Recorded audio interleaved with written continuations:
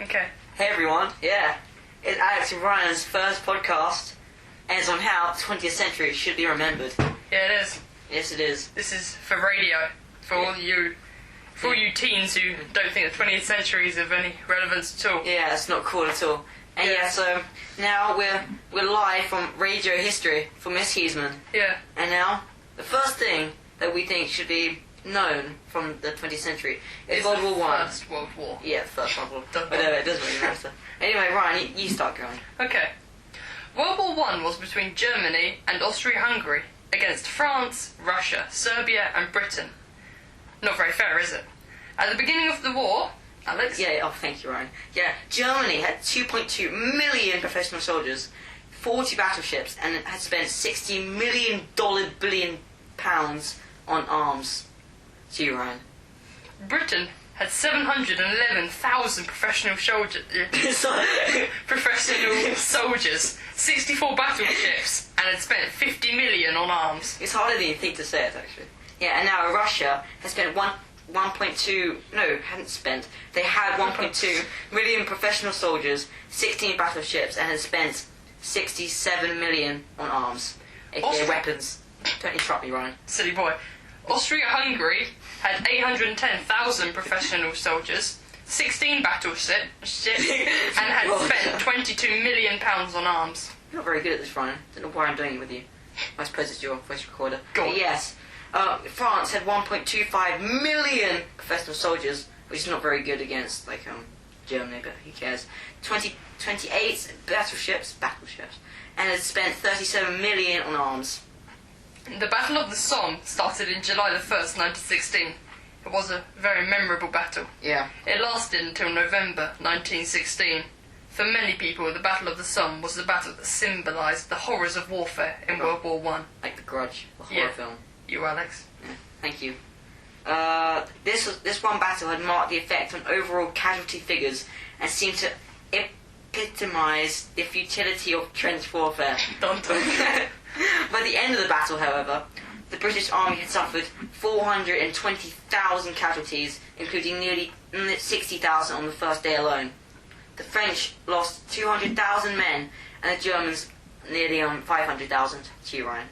In total, 8,556,315 soldiers died in World War One. It's very exact, right? Disgraceful. Yeah, well, it was kind of hard to decide what to do next, but we thought to start with something not as fun, but something that's relevant. So boring. Yeah. Okay. This is called the Abdication Crisis. Abdication. In 1936, something called an abdication crisis in the British Empire was caused by King Emperor Edward VIII's proposal to marry Wallis Simpson, a twice-divorced American who was well known by many. I get the feeling Wallis is a Wally. Anyway, the marriage was not approved by the... Marriage was not approved of by the King's governments in the United Kingdom and the dominions of the British Commonwealth. Religious, legal and political objections were called. Mrs. Simpson was thought to be an unsuitable wife because of her two failed marriages, and it was assumed by the establishment that she was driven by love of money or position rather than actual love for the King. To you, Ryan. Despite those thoughts, Edward declared that he loved Mrs. Simpson and intended to marry her whether the governments liked it or not. So cute. Carry on, Ryan. The widespread unwillingness to accept Mrs. Simpson as the King's wife and the King's refusal to give her up led to King Edward's giving up the throne in December 1936. She must be mine. Anyway, he remains the only British monarch to have voluntarily given up the throne since the Anglo-Saxon period. He was replaced by his brother Albert, who took the royal name of George VI. Edward was, why was he, if it was called Albert, why is he called George VI? What the hell's wrong with him? Edward was given the title of His Royal Highness, the Duke of Windsor, following his abdication, and he married Mrs. Simpson the next year. They remained married until his death, 35 years later. Dun dun. They remained married. Okay. And now, one that lots of people know as World War II, or as the Second World War, or as World II War. Okay. Okay. You go first. Okay, thank you, Ryan. For almost 6 years, from 1939 to 1945, Britain fought the toughest war it ever experienced.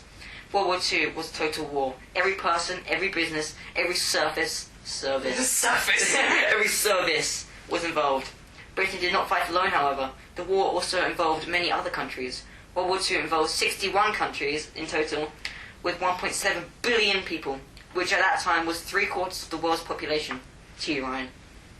50 million people lost their lives and hundreds of millions of people were injured. One of the most memorable moments of World War II was the Battle of Britain, where the British RAF were against the German Luftwaffe above and around the English Channel. The Germans ended up losing, and this is how. 1. The Germans fought too far away from their bases so that refueling and rearming were impossible. The German fighters had very limited time in which they could spend over Britain before the fuel got too low. British fighters could land, refuel and rearm and be in the air again very quickly. The change of targets was crucial. It is now believed that the RAF was perhaps only 24 hours away from defeat when the attack on the cities occurred, otherwise known as the Blitz. The breathing space this gave the RAF was crucial. The Hurricane and Spitfire were exceptional planes, capable of taking on the might of the Luftwaffe. The Luftwaffe. The Luftwaffe. Doesn't really matter.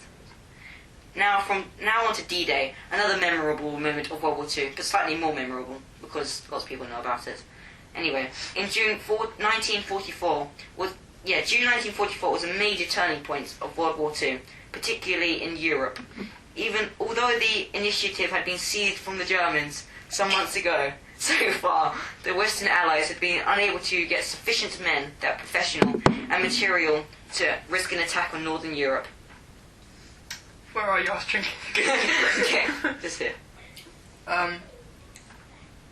D-Day was originally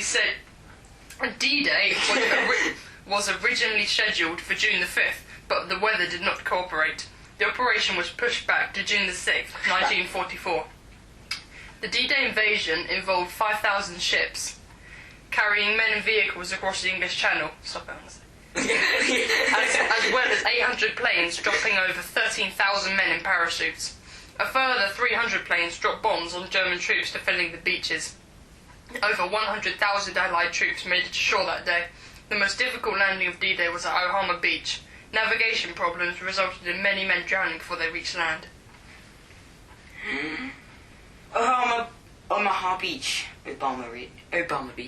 Omaha Beach also had the largest amount of German troops, and the fighting was fierce. It is the Omaha Beach battle that is reenacted in the opening movie of Saving Private Ryan. As a spoiler, Saving Private Ryan does actually get saved. But yes. I do. Yeah. Within a year after D-Day, 1940... Oh no! Okay. Sorry, my iPad just turned off. Okay. Within a year after D-Day, 1945, Hitler committed suicide and World War II was over. Thank Lord. Yeah, thank God Almighty. Now, Cold War or Gulf War, Ryan? Cold War. Okay, Cold War. It's very chilly that day. Oh, I'm cold now. Yeah, I know, just reading it. The world had never experienced anything like it. The Cold War between the Soviet Union and the United States was a half-century of military build-up, political manoeuvring for international support, and behind-the-scenes military assistance for allies and satellite nations that began in the late 1940s and continued into the early 1990s. Both sides of the conflict wanted to avoid direct military action because of the threat of mutual nuclear destruction. The first major event of the Cold War involved the amazing effort of British and American pilots to help West Berlin supplied after the Soviet government closed all outside ground traffic. Between June 1948 and September 1949, pilots made 277,000 flights into West Berlin, carrying more than 2 million tons of products, including coal for fuel. The Cold War ended in 1973 with a bang, fizz and pop. Pop! Why did you write that? I don't know.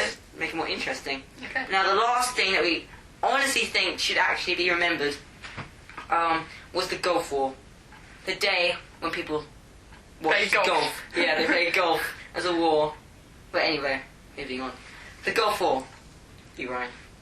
The Gulf War, which lasted from January the 16th, 1991, to February the 28th, 1991, was a military action by a US-led coalition of 32 states.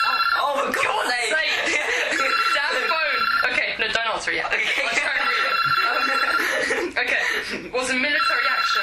Shut up. By. Okay, we're just gonna stop and wait for the phone to finish. Okay. Okay. Was a military action by a US-led coalition of 32 states to get Iraqi forces out of Kuwait. Iraqi forces invaded Kuwait on August the 2nd, 1990, and claimed it as an Iraqi province. On August the 7th, 1990, Operation Desert Shield began a massive deployment of coalition forces to protect Saudi oil reserves. Very, very good. Economic sanctions failed to secure a withdrawal, and the UN Security Council set a deadline of January 15th, 1991 for the peaceful removal of Iraqi forces. Iraqi President Saddam Hussein, thank you, Ryan, ignored the warning, and General Norman Schwarzkopf launched the Operation Desert Storm. To you, Ryan. Within a week, extensive coalition air attacks secured control of the skies and weakened Iraq's military command. Thank you, Ryan. Iraqi ground forces were defenseless against the coalition's technologically advanced weaponry. To you, Ryan. Thank you, Ryan. Iraq launched missile attacks. To you, Ryan. On Saudi Arabia. Thank you, Ryan. On Israel. Thank you. Yeah. Anyway, it's all we could really think that everyone could really know about, which mostly wars, to be honest, apart from the abdication crisis. But, yeah, we think these are the most important ones, don't we, Ryan? Yes, we do. Yeah. So, I hope you enjoyed it. Well, yeah. We hope you enjoyed we it. hope you enjoyed it, Miss Heisman. Yeah. And everyone else who's probably going to listen to this. Please give us a high level for this. Yeah, otherwise, we'll call you all. Yeah, what Ryan said. So thank you very much for listening. And goodbye. And we're probably never going to make another podcast ever again. So, goodbye. Goodbye.